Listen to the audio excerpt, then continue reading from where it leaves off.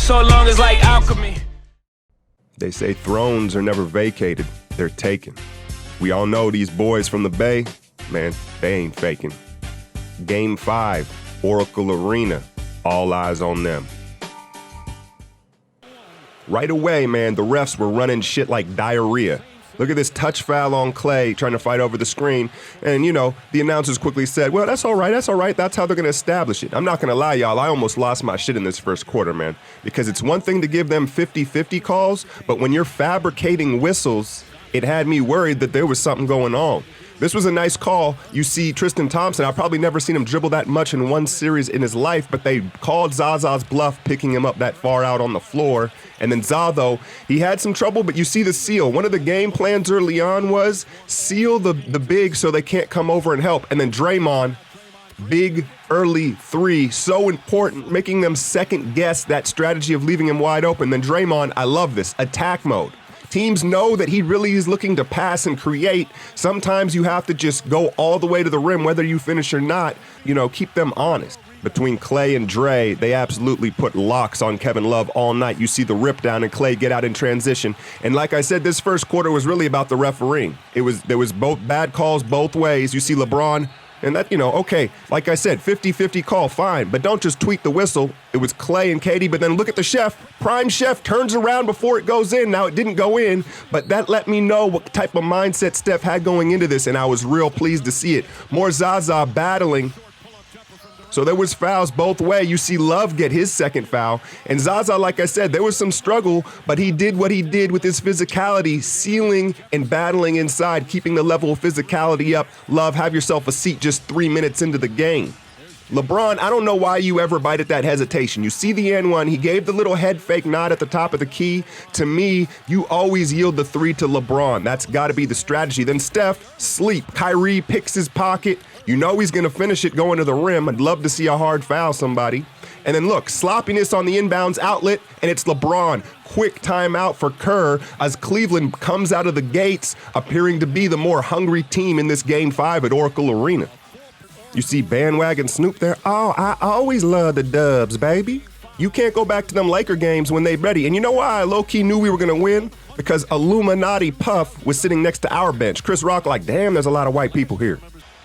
There was early turnovers, only 13 on the night. It felt like probably the majority of them were in this first quarter. I didn't do a count, but here they go out in transition. And it felt like the referees were once again trying to take away our aggression defensively. And then this is what I'm talking about. Now, KD did well to stay down. You've got to yield this. That's fine. LeBron hit it. We've seen nights where he hits 5 of them. But again, it's the lesser of evils. Iguodala came in the game, was absolutely amazing. Great help from Steph, and here we go. I really was pleased with his aggression. Look at him. He's not going to settle, and then peep Draymond with that seal on Tristan. Let Steph get all the way to the left and finish. Great aggression from Steph Curry. I almost lost my mind on this one, y'all. This is where I was like, uh-oh, we may be in trouble here. We may be in trouble here if they're going to call that. Again, Steph not bailing out the bigs by shooting threes, and then Draymond doing his left tackle thing, sealing the edge. Steph again on the left side, aggression. Then Kerr with stones of his own puts in the rookie in the first quarter, and Kyrie learns him something right there real quick, straight to the cup. But I loved P-Mac in this game. Now, Livingston only played 10 minutes, but this and one over Korver, the timing of this shot was so huge and so needed at that point in the game. More the rookie, another touch foul. Take a look at this, man. Kyrie steps on P-Mac's foot, and P-Mac gets called for the foul. Another interesting strategy was we were trying to hit the offensive glass. Look at all of them go in there, and it worked somewhat, but the problem is when you don't get the rebound, they get out in transition, easy baskets. KD kind of gets crammed on here. He didn't want to pick up the foul and honestly got away with one there. It could have easily been his third foul. Iguodala was so aggressive in this first half with the second unit. He set the tone and really kept us in the game when we were struggling. You see RJ dive to the floor. Let's be honest, this man has laid his head next to more balls than spaghetti. And then look at the Condor defense from Iguodala. So wide, so agile. Kyrie was off balance all night, tweaked the knee, and then the Red Sea parts. Look at him take off from the dotted line. I said it all finals, y'all. He was sandbagging the knees. He had a little something extra in the tank. He was holding back all year. Iguodala really carrying us in this first half. Then KD didn't really even seem to have him rhythm. It didn't matter. Splash from outside. Durant would not take no for an answer. 1 point game. Draymond managed to stay out of foul trouble until he gets the McGee foul.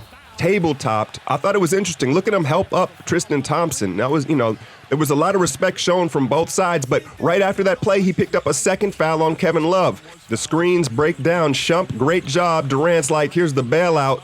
And that's just unfair and demoralizing at the same damn time. And then look at this. This is where things started to sway, and I calmed down about the referees calling LeBron on his pivot travel. He does this. He's done this his whole career. Watch him come down late and then pass it. Show me something natural, LeBron. But he gets away with a ton of traveling and switchings of the pivot foots, and it was crazy to see them call that on LeBron in the finals. It made me feel like, hey, maybe we got a shot. They're going to call this thing even. LeBron's like, nah, man, I've done that for 14 seasons, dog. Then 30 from 30. ESPN holler at me. Steph only 2 threes on the night, but got to the rim relentlessly. Then we all know what he did at Quicken Loans, but everybody knows if you don't courtesy flush, sometimes you leave a floater. Everybody wanted Steph to show up. Where was he game 4? Well, the full repertoire was on site at Oracle on this night. Look at the hard trap. Draymond only shot the ball 10 times, but hit 2 big threes, and that was really about the perfect amount of attempts for Draymond. And he, of course, brought his other intangibles and energy to the game. And I was very happy to see David West get to play in this closeout game, man. I was so happy. And Tristan, you trying the wrong one, my dude. You do not try someone who still confidently wears velour suits, okay? No, I'm just messing with y'all, but everybody knows Debo West's reputation around the league, and this was just a brief scuffle. I believe JR got teed up, and there was offsetting tees. Nothing more really became of it, but it upped the intensity of the game as David West was in there. Kyrie, open 3-ball, but again, he was just an accessory in this one. And off the made, outlet pinpoint pass, KD to the rim, and the miscommunication from Cleveland's defense continues. Look at David West like a boxer in his corner getting ready to fight, and then Cleveland's defense again spreading their cheeks, Iguodala right down the middle. But it seemed like every time we could pull away, JR Swish hit a huge 3 at the end of the clock. He did it about 3 or 4 times, this one going into the half to keep them within striking distance. Third quarter, it was killer in Love's face. Now, he only had 11 points, but he was putting everybody on locks all night. Look at T. Lue looking like he should be in line at the Krusty Krab. Old fish-looking brother, man. Kyrie, only 9 of 22, 2 3-pointers. That's a tough finish, right? But Clay, like I said, had him on locks all night. Look at this defense here. Look how hard he has to work for this shot. And what was key was they didn't let him shoot the 3. Like I said, he only attempted 2 threes on the night. And here we go. Zaza got in some foul trouble here, holding Love. He was not getting away with the bogut tactics in this one. And I felt like Kerr stuck with him a little bit too long. I didn't know why D. West didn't come back in the game, but there was a series of fouls on Zaza in the third that kept Cleveland alive. And then Iguodala, Andre Iguodala. I can't even pronounce the dude's name, but I got love for him. Speaking of love, working in the block, this is just an instance of us getting out hustled here. It's a single-digit game. On the offensive glass, Love and Tristan working us over and cutting and keeping this thing alive. KD, baseline, flip, Iguodala. How many dunks did he have? Really, once we went to that death lineup, Cleveland had no answer. LeBron driving, an excuse me foul from Steph and 1 is going to cut this thing to 6. And this is something that we don't see a lot from them. I feel like that's there more. The Tristan Thompson weak side lob, but they didn't use it that much. Got it there. Now it's a 4-point game. But every time the phone rang, KD answered. 39 points on the night for Kevin Durant. And then how about this? Time winding down in the third quarter and the rookies in the game, high pick and roll, slips and finishes over LeBron James to give it an 8-point lead going into the fourth. So we thought Smith wasn't done. How about 7 of 8 from downtown? The Henny God, JR Swish. They don't call him Swish for making shots. It's because he smelled like Swisher Sweets. Here we go, fourth quarter, LeBron.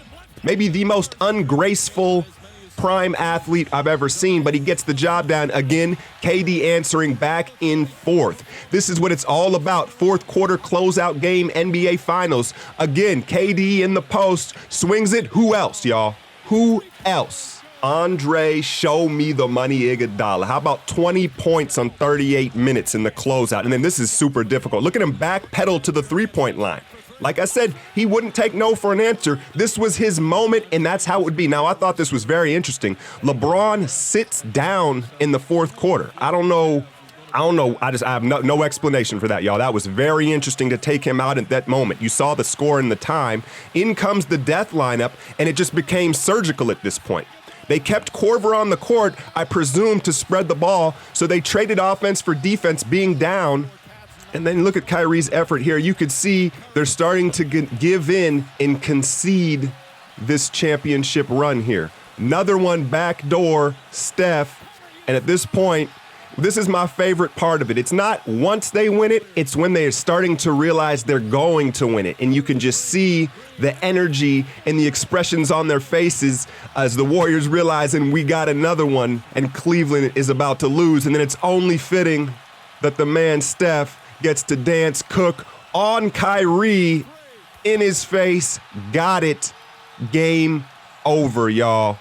The Golden State Warriors are the 2017 NBA champions. 3-1, 3-1. Well, it's 4-1 now, y'all. And you see KD and LeBron, the camera's almost messed up not capturing this moment. Like I said, there was a lot of respect between this team considering the rivalry. The teams respected each other. Cleveland, ultimately, it was not enough. And I hate to be greedy, y'all, but I'm going to immediately go there. I'm going to have a lot of coverage through the summer, and we're going to keep doing this, y'all. I want to thank you for being with me through the season, but I honestly expect 4. We've got 2. I think 4 is the basement. I want at least 2 more. It'll be very interesting. We're going to cover, who are we going to keep with the role players? Iguodala, Zaza. Will JaVale get a big contract? But that's greedy. That's my way of thinking. I'm immediately thinking of how we're going to get the next one. And believe it or not, I was more happy for this man than anyone else on the team. I'm going to leave y'all with David West. It's 1,000 games, man. Oh, my God. It's been a long journey, and it feels great to get here. It feels better than I thought it would, all honesty. It's not about being the number 1 or number 2 or getting all the shots. That stuff's irrelevant. It's about winning. It's about being a part of a journey. It's about being a part of every single step. And it's about winning, accomplishing the goal. We set a lofty goal for ourselves at the beginning of the year. And we talked about just winning the championship every single day. So we had no days off. We had no option not to work. Everybody's in the weight room. Everybody's on the court. And that's what it's about. It's about the in here. But it's about being a part of a special group, putting together the right type of people, and that's what we did. You gave up a lot of money. I understand that. With this opportunity. Yes. But look, you can't take it with you. The Egyptians learned that. You can't bury and take the treasures with you. So it's about the small things in life, the accomplishments, man. It's about winning. And we set a goal. We worked every single day toward that goal, and nobody can ever take that away from us, straight up. We won. We worked. You see guys with all-world talent sacrificing. You see guys who can do anything they want every single day, yet they come in the gym. Days off, we're in the gym. No excuses with this group. That's what I'm most proud of. You don't know how hard these guys work. Kevin Durant is great because he works. Draymond is great because he works. Steph is great because he works, not because it's given to him. They work. Straight up.